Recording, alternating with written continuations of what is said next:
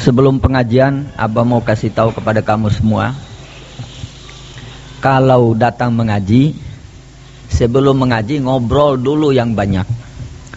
Waktu mengaji duduk diam. Apa mau datang ngobrol sedang mengaji? Waktu mengaji itu mendengarkan ngaji. Waktu di pondok sebelum berangkat atau waktu jalan, habiskan dulu obrolanmu. Sudah masuk di masjid, buka kitab, diam, dengarkan pengajiannya. Dengar baik-baik itu. Orang Islam itu dididik dengan 3 perkara. Satu, orang Islam itu harus selalu waspada, takut kepada Allah. Itu didikan Allah. Harus selalu waspada. Wah, ini nggak boleh oleh Allah. Takut, takwa Allah. Yang kedua, nggak boleh orang Islam melakukan jaur. Jaur itu berkhianat, nggak boleh. Nggak boleh. Misalnya kamu dilarang begini, kamu malah melakukannya. Kamu diberi amanat sebegini, kau malah berkhianat. Itu jaur. Kau dijadikan hakim, menyalahkan orang yang benar, membenarkan orang yang salah. Jaur. Kamu diangkat menjadi pemimpin, menjadi presiden. Kamu mengambil haknya rakyat, tidak amanat. Jaur. Yang ketiga, suluh. Sebenarnya 3 ini yang paling penting di dalam kehidupan umat Islam yang menjadi ajaran Allah. 3 perkara saja. Kamu takut kepada Allah, takwa Allah. Yang kedua, tidak boleh melakukan jaur. Yang ketiga, suluh. Kalau 3 perkara ini dibuat oleh manusia, sudah 30 juz Al-Quran. Semua isi Al-Quran 30 juz, 3 perkara itu. 1, takwa Allah. Yang kedua, jaur. Yang ketiga, suluh. Tidak ada lebih daripada itu. Takwa Allah, kalau ada perintah ya kau kerjakan karena kau takut kepada Allah. Yang dilarang, kau tinggalkan. Sudah sepertiga Al-Quran. Yang kedua, jaur. Jangan berkhianat kepada sesama manusia, kepada Allah. Yang ketiga, suluh. Kau suluh. Taubat itu masuk ke dalam suluh. Kamu kembali baik dengan Allah. Suluh itu. Kamu lakukan suluh dengan Allah. Berdamai dengan Allah. Saya berdamai ya Allah. Itu taubat. Ya, taubat itu kan rujuk. Bagaimana kau bisa rujuk kalau tidak suluh? Kau suluh dengan Allah. Ya Allah, saya ini dulu berbuat begini, mencuri. Saya mengadakan suluh dengan kamu. Saya minta untuk kamu mengampuni saya dan saya berhenti. Dengan orangnya, jaur kamu. Kenapa ngambil harta orang? Khianat kamu. Ya, minta kepada orang. Minta maaf kepada dia atau kau kembalikan hartanya yang kau ambil. Yang ketiga, suluh. Urusan apapun, suluh itu yang terbaik.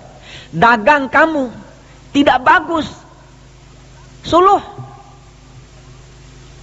Wasulhu khair. Ada orang tidak cocok, suluh. Bercecok, tidak ada henti-hentinya, sudah suluh. Kau benar dan saya salah, kan selesai. Ya tak? Suluh. Apalagi kesulitan di dalam Islam? Enggak ada. Semua 3 perkara ini saja ada di dalam takwa, di dalam jaur, dan di dalam suluh. Dulu saya pernah tanya kepada Habib Soleh Tanggul.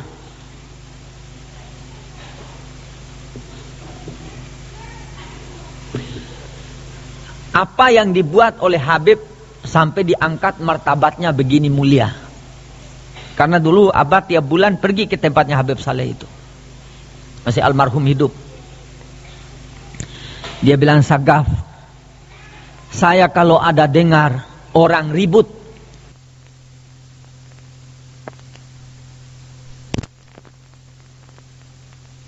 saya tinggalkan rumah saya pergi. Saya pergi kasih nasihat, yang satu kasih nasihat yang satu, sehingga mereka akor. Ini pekerjaan saya yang paling saya selalu istiqamahkan, sehingga saya diangkat oleh Allah Ta'ala seperti martabat ini. Dan saya tahu kalau saya ini waliullah. Dia bilang begitu. Saya bilang mesti ada yang lain lagi, Habib. Yang kedua, saya ingin berbuat yang bermanfaat untuk orang banyak. Saya bilang itu kan susah, Habib. Enggak, gampang. Apa yang gampang? Tiap hari saya urus air. Saya isi air kolam di rumah saya ini tiap subuh itu. Saya lihat benar sebelum subuh itu Habib Saleh itu isi timba air, isi di kolam. Saya bilang kayak itu pakai cebok, ya itu untuk kebaikan. Dia pakai cebok, dia ambil wudhu, dia pakai mandi, kasih bersih badannya, dia cuci pakaiannya di situ. Itu perbuatan saya yang paling saya istiqamahkan. Saya bilang masih ada lagi satu lagi, Habib, 3 saya mau kerjakan. Dia bilang, Sagap, saya kepingin mau kasih makan orang banyak, tapi kemampuan saya hanya 2 perkara. Apa, Habib? Ya di waktu makan kalau ada tamu, saya usahakan tamu itu boleh makan di rumah saya. Dan tiap pagi saya ambil segenggam beras di pantun, apa itu, di tempatnya beras ya, saya ambil segenggam, saya taburkan di halaman rumah saya di belakang. Burung-burung itu datang makan beras yang saya tabur itu setiap pagi. Saya istiqamahkan pekerjaan itu kepada diri saya, sehingga saya diangkat oleh Allah Ta'ala pangkat yang begini mulia kepada saya, bukan karena ibadat saya. Coba bayangkan itu. Wa kana Allahu wasi'an li khalqihi fil fadl. Kenapa Allah Ta'ala memberitahukan seperti ini kepada manusia? Karena Allah itu sangat kaya, wasi'an fi fadlihi, di dalam memberikan fadilah, karunia, rahmat, rizki, jodoh, itu terlalu besar, terlalu luas bagi Allah itu. Tinggal kamu memilih. Tidak ada kesulitan. Ini hatinya para wali itu. Wali-wali Allah itu kalau kau pergi ke rumahnya, saya mau permisi, silakan. Lunak sekali. Karena dia tahu. Ada juga yang larang, jangan, besok aja. Karena dia tahu. Saya mendapat cerita Habib Ahmad Tempel. Habib Ahmad Tempel di Jogja. Datang 2 anak muda Sayyid ziarah kepada Habib Ahmad itu. Sudah selesai ziarah, baca doa, Habib Ahmad bilang, kamu pulang besok. Enggak, saya ini ditunggu ibu saya. Yang satu bilang, yang satu saya ada janji dengan orang di Jogja. Karena Habib itu di desa, di Tempel. Paksa dia. Baru keluar dari pintu, nangis itu Habib Ahmad tuh. Nangis Habib Ahmad Tempel ini. Nangis, betul-betul nangis. Dah sampai setengah jam, dapat berita. Anak muda 2 tadi, goncengan sepeda motor, digilas truk, mati. Terus anaknya Habib Ahmad ini tanya kepada Habib Ahmad, mantunya Habib Muhammad. Kenapa Habib menangis keras-keras waktu anak 2 itu berangkat? Dia bilang, saya minta kepada Allah supaya dimundurkan dia itu digilas truk. Tapi tidak dikasih. Saya maunya dia itu jangan pergi supaya tidak digilas truk. Saya nangis lagi minta kepada Allah supaya diundurkan. Tapi Allah Ta'ala tidak kasih. Habib Ahmad Tempel itu keramat besar. Di Tempel, di Jogja. Ini barakat orang yang mengamalkan 3 perkara ini. Apa pekerjaannya Habib Ahmad itu? Saya ketemu Habib Ahmad tidak banyak, tapi saya datang, selalu mendapat satu keistimewaan. Satu kali saya pergi ceramah di Tulung Agung. Orang-orang berkata, malam Jumat ini Habib Ahmad itu ada pengajian dan ada maulid. Saya pergilah ke Habib Ahmad ini. Sampai di rumahnya Habib Ahmad, karena banyak orang tua-tua, Habib Ahmad di dalam kamar dikerumuni orang tua-tua, saya duduk di luar, di serambi di luar. Masih rumahnya pakai serambi dulu. Sudah saya ngobrol sama anak-anak yang muda-muda yang tidak dipanggil di dalam. Keluar mantunya itu. Yang mana Habib Sagaf itu? Karena saya baru pertama datang ke situ. Kenapa? Dipanggil Habib Ahmad. Jadi dia tahu saya di luar itu, padahal tidak dikasih tahu. Saya masuk, semua Habib-Habib yang tua-tua tadi disuruh keluar. Metu kabeh. Karena Habib Ahmad ini nggak bahasa Indonesia, bahasa Jawa. Nggak bahasa Indonesia, bahasa Jawa melulu. Nggak mau bahasa Indonesia. Istrinya orang Jawa. Sedang saya ngobrol sama datang istrinya naik sepeda. Sudah tua hitam lagi. Marah-marah. Apa kon? Bahasa Jawa itu. Nggak kirim uang. Lihat tuh sepedanya sudah tua begitu. Saya bilang, siapa itu Habib? Itu istriku loh. Coba kau bayangkan. Dia tidak ta'liq istrinya itu, tidak mu'allaqah. Habib Ahmad ini berat, dia ada sakit. Sudah ngobrol sama saya di Saruni. Jadi saya waktu di Tulung Agung tuh ada orang kasih hadiah sarung Samarinda. Bagus sekali sarungnya itu. Saya berkata dalam hati saya niatkan sarung ini kalau sampai di Habib Ahmad, saya mau kasih sarung ini. Itu bicara hati saya di Tulung Agung. Waktu ngobrol, di sarung nih. Saya bilang ada di atas. Saya sudah lupa di dalam tas saya di atas. Saya pergi ambil, saya kasih ini sarungnya Habib. Ya, periksa Nokolo. Suruh periksa dia. Mau kasih tunjuk bahwa dia itu orang dekat dengan Allah. Saya periksa. Jadi wali itu ada tanda-tandanya, bukan sembarangan kau mau jadi wali. Akhirnya kamu kena dukun. Banyak orang sekarang pergi wali padahal itu dukun. Saya periksa di kakinya. Ada ilmunya. Tadi malam saya bicara sama Ustadz Abdul Hadi.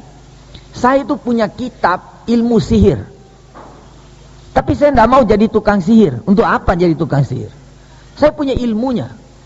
Kitabnya 3 jilid, tidak ada di dunia ini, tidak ada. Hanya saya yang punya milik itu kitab. Sisa di zaman Nabi Sulaiman. Kan saya sering bilang sama kamu, saya bisa robah kamu menjadi kambing. Itu saya bisa. Karena ilmunya ada sama saya. Kalau saya marah, saya mau robah kau jadi kambing, bisa. Tapi untuk apa? Kasihan kamu kan? Sudah dijadikan oleh Allah manusia, kok dijadikan kambing. Itu i'tirad. Ya toh? Bertentangan dengan kehendaknya Allah. Nah, itu ilmu sihir itu selalu bertentangan dengan kehendak Allah. Untuk apa kamu belajar ilmu yang jelek seperti itu? Kau kira Nabi Muhammad itu tidak bisa dengan kekuatan batinnya menolak orang mau pukul dia? Jatuh orang itu bisa. Tapi Nabi Muhammad tidak lakukan itu. Karena dia di luar daripada kehendaknya Allah. Dia lebih baik menerima panahnya tembus di belikatnya. Lebih baik dia menerima patah giginya. Lebih baik dia tersungkur di tanah sehingga berdebu di kepalanya dan mukanya. Daripada dia mempergunakan ilmu yang di luar daripada kehendaknya Allah. Itu sebab. Saya bisa angkat kamu. Angkat begini. Kau saya dudukkan di atas sana, bisa saya. Tapi untuk apa saya buat seperti itu? Ini masjid tempat kau belajar di sini. Perlu apa saya angkat kamu kasih duduk di sana? Supaya saya dikatakan wali. Nggak perlu. Semua itu ilmu ada. Tapi Allah subhanahu wa ta'ala memberikan ilmu-ilmu kepada aulia-aulianya itu, yang dia lakukan, yang dikehendaki oleh Allah, itu baru namanya keramat. Dengar? Jadi kalau kehendaknya manusia, itu adalah i'tirad an fi'lillah, sihir sudah itu. Jadi wali-wali Allah itu, yang kau lihat keramatnya itu kehendaknya Allah kepada dia, itu yang dia kerjakan. Sama dengan para nabi, mukjizat yang dibuat oleh para rasul, para nabi itu adalah yang diberikan oleh Allah. Kalau rasul itu mau apa saja bisa, tapi dia tidak mau melakukannya, menunggu yang ditakdirkan oleh Allah untuknya, baru dia buat. Baru namanya mukjizat. Kalau dia apa yang dia mau dia kerjakan, sihir dia, bukan nabi dia, tukang sihir dia.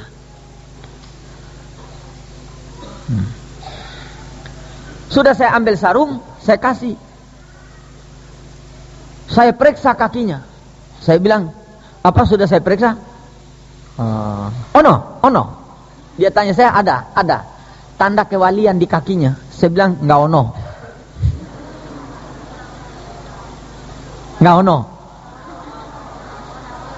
Enggak ono. Saya kan orang Jawa Timur. Itu bahasa orang Jawa Tengah itu. Saya periksa di petisnya sampai lutut. Ono.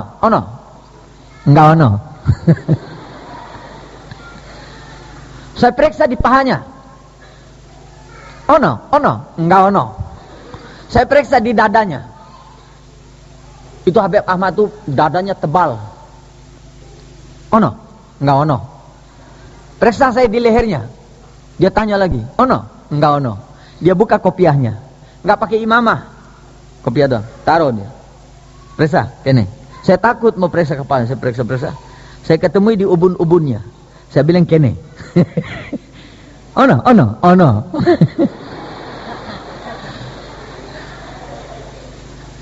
Terus saya tanya, apa yang Habib Ahmad buat sampai Habib Ahmad mendapat pangkat seperti ini? Habib Ahmad itu jawab, saya punya abah sudah meninggal. Ini jawabannya. Abah saya sudah meninggal. Saya sangat sayang dengan abah saya. Tangan saya dipegang, yuk pergi ziarah kubur abahnya di belakang rumahnya. Pergi ziarah kubur abahnya. Jadi Habib Ahmad tuh dia kuburkan abahnya di belakang rumahnya. Ada kuburan sedikit di belakang rumahnya itu. Tiap 5 waktu itu datang ziarah kuburannya, abahnya itu. Hanya itu pekerjaannya yang mengangkat dia pangkatnya mulia di sisi Allah. Lah kamu satu saja yang kau buat. Kan saya sudah bilang berkali-kali. Satu saja yang kau buat. Taati peraturan pondok ini. Itu aja. Mesti kamu nanti jadi orang yang dikehendaki oleh Allah mulia untuk kamu. Jangan melanggar. Tidak ada lebih daripada itu. Kenapa? Karena Allah subhanahu wa ta'ala itu punya milik ini. Wa in yatafarraqa yughnikumullahu min sa'ati. Wa kana Allahu wasi'an hakimah. Ini Allah itu. Wasi'an hakimah. Dia itu Allah. Wasi'an li khalqihi fil fadl. Sangat luas yang dia mau kasih kepada hambanya itu. Banyak sekali. Sehingga manusia bingung apa yang diminta dari Allah ini. Semua dia miliki. Kau minta jadi orang kaya, dia kasih kekayaan. Dia minta kau jadi orang miskin, dia kasih kemiskinan. Kamu minta kepada dia untuk menjadi orang alim, dia kasih kealiman kepada kamu. Kau minta jadi wali, dikasih wali kepada kamu. Wasi'an Allah itu. Tapi kamu wangkot. Hakimah fima dabbarahu lahum. Dan Allah itu di dalam memberi sangat hakim. Tidak sembarangan. Siapa namanya? Fikri. Kau kepingin jadi apa? Jadi orang alim. Kalau Allah Ta'ala melihat Fikri ini pantas untuk menjadi orang alim, dia minta tiap hari, ya Allah jadikan saya orang alim. Pantas, dia kasih menjadi orang alim. Kalau tidak pantas, Allah Ta'ala tidak kasih. Karena dia tadbir di dalam memberikan hambanya itu. Jadi dia sudah mengatur dengan sedemikian rupa, dan orang ini cocok dengan apa yang dikehendakinya, itu dia kasih. Kalau tidak cocok, dia tidak kasih. Kamu miskin aja, nggak kaya-kaya, minta ya Allah jadikan saya orang kaya, nggak kaya-kaya, tambah fager. Sembahyang tidak tinggal, ini tidak tinggal, semua kebaikan tidak tinggal, keburukan kau tinggalkan semua, taubat tiap hari, sembahyang tahajud tidak tinggal, 5 waktu tidak tinggal, semua sunat kau kerjakan. Tapi Allah Ta'ala tidak menghendaki kamu untuk jadi orang kaya. Itu Allah Ta'ala sudah dabbar kepada kamu itu bahwa kau tidak perlu untuk jadi orang kaya. Kau jadi begini aja. Jadi dia bagi dengan keluasan yang dia miliki daripada fadail itu, dia berikan kepada hambanya yang dikehendaki menurut kemauannya dan menurut yang pantas dengan kedudukan hambanya. Itu yang dia kasih. Makanya manusia kalau faham ilmu hakiman, tidak akan ada iri dan dengki kepada sesama manusianya. Bersih hatinya. Karena Allah Ta'ala yang kasih dia begitu. Hakim. Saya jatuh cinta kepada siapa namanya ini? Muhammad Musleh. Bukannya dia cantik, hidungnya pesek, hitam, burik lagi, pendek, ya toh? Jalannya nggak bagus.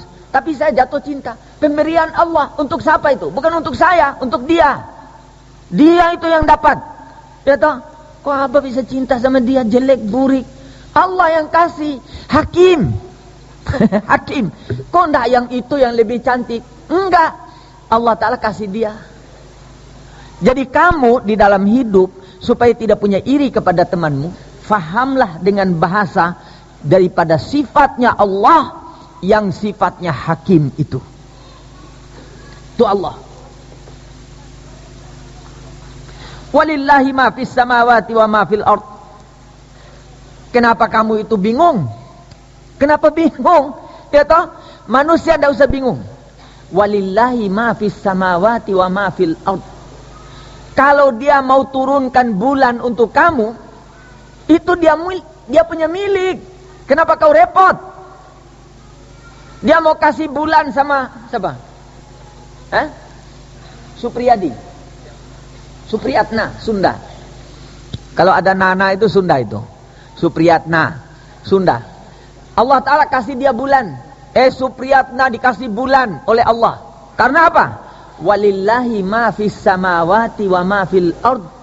Masih ada lagi bulan berapa miliar jumlahnya. Tidak usah kau iri. Oh Supriyatna kau dikasih bulan, saya enggak. Mungkin kamu dikasih 10 bulan yang lebih baik daripada bulannya dia.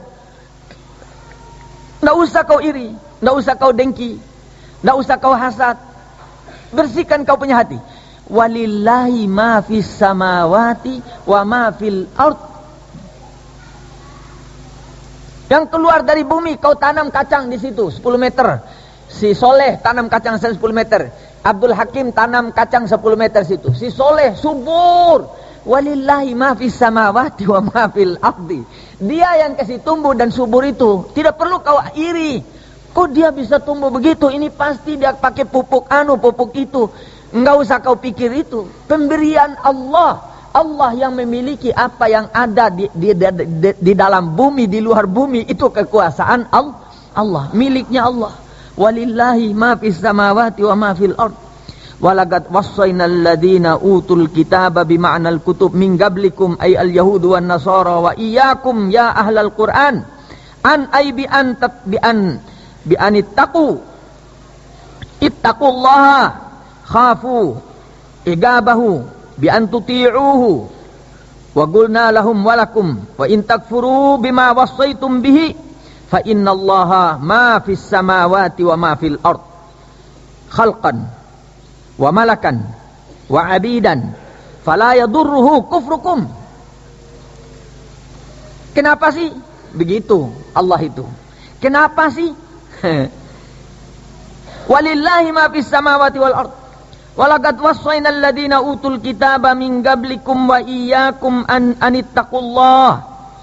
Sudah dari dulu itu orang Yahudi yang menerima kitab, orang Nasara yang menerima kitab, disuruh mereka itu takut kepada Allah. Jadi itu isi Al-Quran itu 3 perkara aja. dijabarkan dengan selebar-lebarnya, seluas-luasnya, kemudian ditafsirkan dengan sepanjang-panjangnya dengan bermacam-macam contoh dan iktibar. Isinya cuma 3 perkara itu: takwa, jaur, suluh. Waspadalah, takutlah kepada Allah. Kalau kamu itu kufur kepada Allah, ya, supaya kamu tahu, fa inna lillahi ma fis samawati wa ma fil ard. Diulang lagi tuh. Apa yang dimiliki di sana? Makhluk, malaikat, hamba sahaya. Fala yadurhu kufrukum. Tidak membuat mudarat bagi Allah karena kamu tidak mau beriman kepada Allah, wahai orang Yahudi dan orang Nasara. Ini nasihat kepada orang yang beriman kepada kamu. Karena itu kamu nggak usah iri. Kenapa orang Cina itu kufur kok bisa kaya? Kenapa Yahudi itu bisa milioner? Walillahi ma fis samawati wa ma fil ard. Wasi'an hakimah. Dia mau kasih kepada siapa saja, dia maha luas di dalam memilikinya. Dan kamu harus merasa beruntung kau dikasih iman. Karena kau akan tinggal di dalam surga. Nggak perlu capek-capek seperti mereka di dunia. Gali tanah, bor bumi untuk mendapatkan minyak. Di sana kau tidak perlu. Cahaya kamu 60-70 kali cahayanya matahari. Perlu apa sinar? Tadi malam saya memberikan nasihat kepada salah seorang murid. Kita ini sebenarnya tidak perlu pakai listrik. Tidak perlu pakai listrik. Khususnya orang Parung, tidak perlu pakai listrik. Air di Parung itu, di gunung itu, air panas itu, di gunung Gangsir itu, gunung Kapur itu, kamu ambil air itu, kamu pasang positif negatif daripada kabel, ya, tidak perlu pakai mesin listrik. Taruh positif negatif, pasang lampu kamu, beli bola yang 100 watt, nyala itu 100 watt, nggak perlu pakai listrik gini, bayar lagi, ya toh? Pergi ambil 1 kali 1 minggu begitu, pergi ambil 1 drum, 2 drum, bawa sini bagi-bagi 1 orang 1 emplong. Makanya emplong jangan dibuang, isi air itu. Pasang kabel positif negatif, pasang lampu 50 watt, 100 watt. Punya lampu semua kamu. Bisa terang baca kitab malam. Nggak perlu pakai listrik. Goblok ini. Ini kita ditipu ini. Banyak rahasia Allah itu di bumi ini. Kalau tidak bisa ambil air itu, kau ambil kapur. Kapur tanah kita kan tanah kapur. Orang gali sumur, ambil tanahnya itu. Masukkan air. Pasang positif negatif. Pasang lampu. Bisa nyala 40 watt, 50 watt. Lampu neon yang panjang itu bisa nyala itu 40 watt. Hanya dengan air yang ada kapurnya. Kenapa kamu tidak kerjakan itu? Menunggu ditipu-tipu sama orang kafir itu. Ya toh? Sampai nggak bisa bayar listrik, diputus. Kita ini bayar listrik setiap bulan 8 juta. 8 juta. Jadi apa nasihat Abah itu? Kau dengar baik-baik. Itu untuk kepentingan hidupnya kamu nanti. Siapa tahu kamu nanti tidak bisa bayar listrik. Cari air panas itu yang keluar dari bumi itu. Cari kapur, taruh air, kapur, beli kapur, taruh air, pasang kabel, nggak usah pakai mesin lagi, nggak ada polusi, nggak ada apa, pasang kabel positif negatif, pasang lampu, 500 watt, 100 di sana, 100 di sana, nyala pesantren kamu, walaupun di ujung gunung, nggak perlu pasang listrik begini. Kemudian untuk kamu di dalam menjalankan perintah Allah hanya 3 perkara. 1, kamu ada takwa kepada Allah. Yang kedua, kamu tidak boleh jaur. Yang ketiga, kamu harus selalu melakukan suluh. Wasulhu khair. Jadi kalau ada bececok, hentikan dengan suluh. Allahumma salli ala Sayyidina Muhammad wa ala Sayyidina Muhammad. Sudah kau yang benar, saya salah. Selesai. Selesai. Suluh. Ya tak? Jadi mudah-mudahan Allah SWT memberikan ilmu yang manfaat dan hikmah yang luas di dalam kamu menjalankan hidup kamu selama kau berada di pondok, dan belajar sungguh-sungguh Takallamu bil Arabiyah, ikut peraturan. Jangan tidak ikut peraturan. Sembahyang subuh. Katanya ada laporan, kalau sudah yang duduk mu'alim nggak sembahyang subuh di masjid. Aneh apa enggak itu? Aneh bin ajaib. Nggak ada perbedaan. Mu'alim itu harus ada di masjid. Bila perlu sebelum mu'allam ini datang, mu'alim sudah ada. Jangan mu'allam ada, mu'alim enggak sembahyang di sawung. Enggak ada. Enggak sah sembahyang di sawung. Enggak sah. Mana ada di dalam dalil? Sembahyang di sawung sah. Mana dalil? Enggak ada. Enggak ada. Sembahyang itu di masjid. Di masjid. Dari zaman Nabi Muhammad sembahyang di masjid. Enggak ada sembahyang di sawung. Sembahyang di masjid. Enggak sah sembahyang di sawung. La sholata li jaril masjidi illa fil masjidi. Ini dengar baik-baik. Hadisnya Nabi itu. La sholata. Sudah, jangan pakai interpretasi inilah itu, enggak. La sholata, karena yang berbicara ini Nabi. Kalau bicaranya Abah boleh kau interpretasi. Kalau bicaranya Nabi tidak ada interpretasi. La sholata li jaril masjidi illa fil masjidi. Enggak sah sembahyang orang di rumah kecuali di masjid. Harus sembahyang di masjid. Enggak sah. Mudah-mudahan diberkahi oleh Allah Subhanahu wa taala dan diberi oleh Allah taala rahmat, barakat, rizki, ilmu yang manfaat. Nas'alukal afwa wal afiyah bi jahi sayyidina Muhammad wa ali sayyidina Muhammad bi barakatil Qur'anil Karim wa bi syafaati nabikal amin bi rahmatika ya arhamar rahimin. Anta ja'alana ulama amilin salihin wa taftah qulubana futuhal arifin bi rahmatika ya arhamar rahimin. Wa sallallahu ala sayyidina wa maulana Muhammadin wa ala alihi wa sahbihi wa sallam. Subhana rabbika rabbil izzati amma yasifun wa salamun alal mursalin walhamdulillahi rabbil alamin. Assalamualaikum warahmatullahi wabarakatuh.